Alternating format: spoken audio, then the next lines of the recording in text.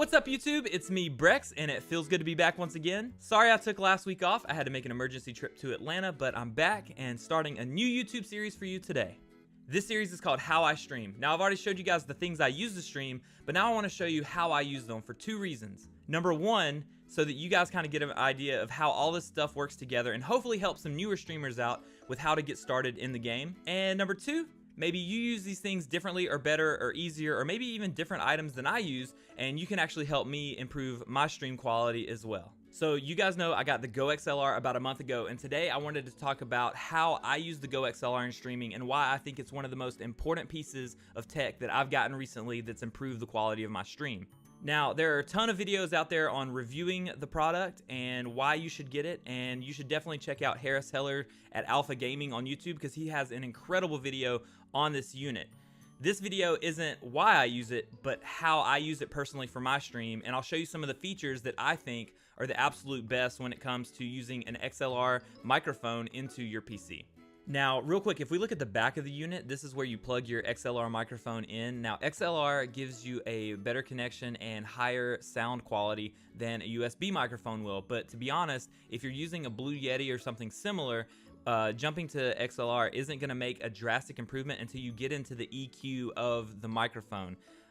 But it will provide better quality long term and allow you to use mixers and units like the GoXLR. Then you have four 3.5mm inputs. One is for a line in if you want to plug in an external sound source like your phone and run music off of your phone. One is for another microphone. If your headset has a 3.5mm input or output, you can actually use your headset microphone for game chat and separate it if you wanted to. The next is for your headphones. This is the most important one because this is how you hear everything going on in your computer. Now, I know a lot of people don't like to do this, but I actually monitor everything. I even hear the sound coming out of my microphone, so I hear everything that the chat hears as if I'm watching my stream while I'm doing my stream. And the reason that's important to me is because if I turn on an effect like an echo, I'll know when to turn it off, and I know how loud it is, and I can make adjustments on the fly like that. And the last 3.5 out that you have there is actually a line out. So if you're on a 2PC setup, which I'm currently not, it basically simplifies the entire process. One of my gripes with the GoXLR early on was that for its price, you could get other equipment to do the same thing, but nothing simplifies a 2PC setup when it comes to audio like this unit does, simply because it has that single line out that takes everything from your computer, everything that you're mixing, and feeds it to your streaming computer. Now, one feature that I also love is right in the middle under the big X is this pathway for your cabling, and so your headphones actually feed right through it. It keeps your desk neat and tidy, and it keeps you from accidentally pulling on your headphones and pulling it out of the jack.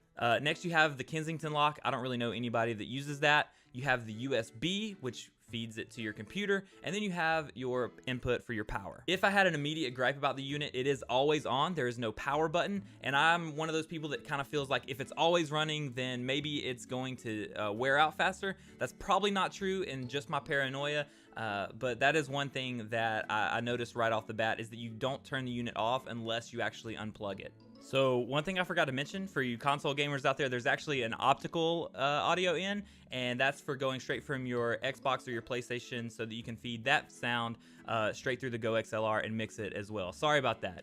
So if we actually jump to the overview of the software real quick, when you first boot it up, you'll actually be greeted with the mic setup right here. And there's tons of videos online about how to set up your microphone and things like that. So definitely check those out if you're looking for help setting it up. Over here on the mic tab, you can see kind of my setup, and you can actually EQ your microphone as much as you want, and that's not something that I'm super skilled with. If you are, feel free to leave some comments down below and let me know what you think I should adjust on my personal microphone. There's a compressor. It kind of takes your highs and your mids and it brings them together, so if I whisper, you can still hear me, and if I yell, I don't blow your eardrums out.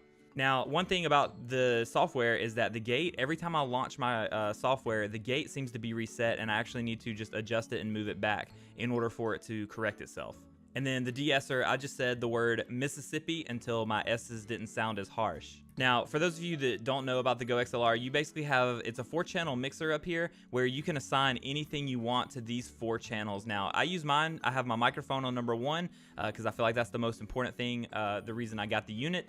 I have my voice chat here, which I have tied to Discord, so I can lower the volume of people's voices in Discord. I have my music on the 3rd, so anything that comes from Spotify or any music programs, I have here, and I can lower or raise the sound of this in the mix as well.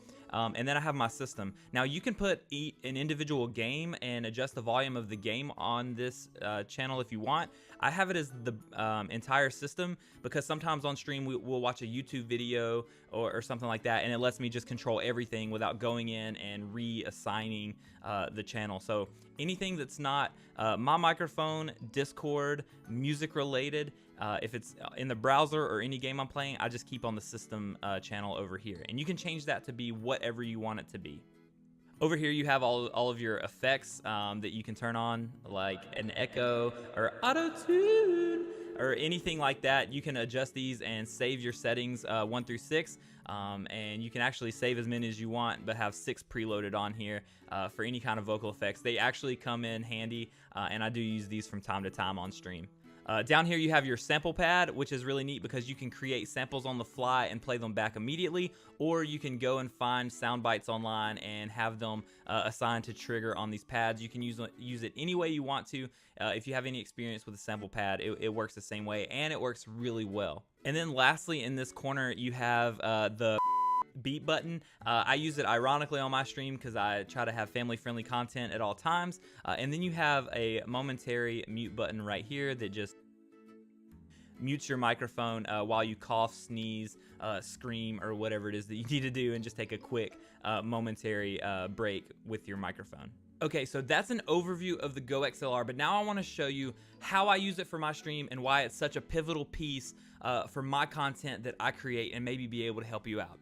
Now, if you look at the routing tab here, this shows me absolutely everything and where it's going. So the broadcast stream mix is actually everything that's being sent out to the stream. So everything that's checked, the stream can hear.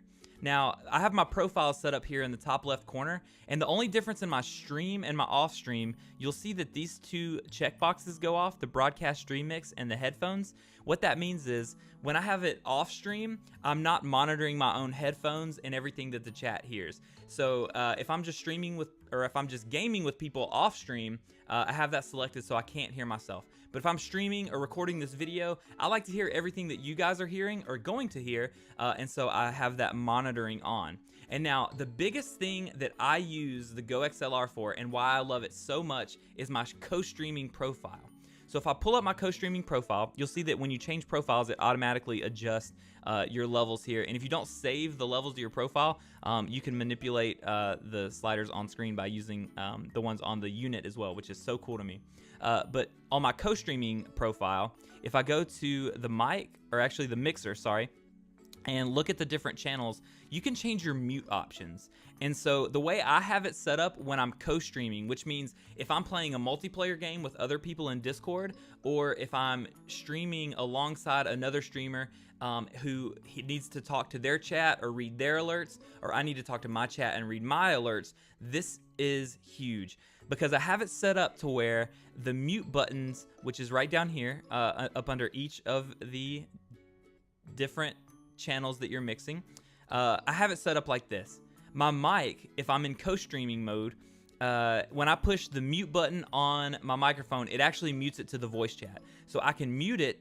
The slider doesn't adjust because my mic is still active. You guys can still hear me, but the other streamers or the other people in Discord can't.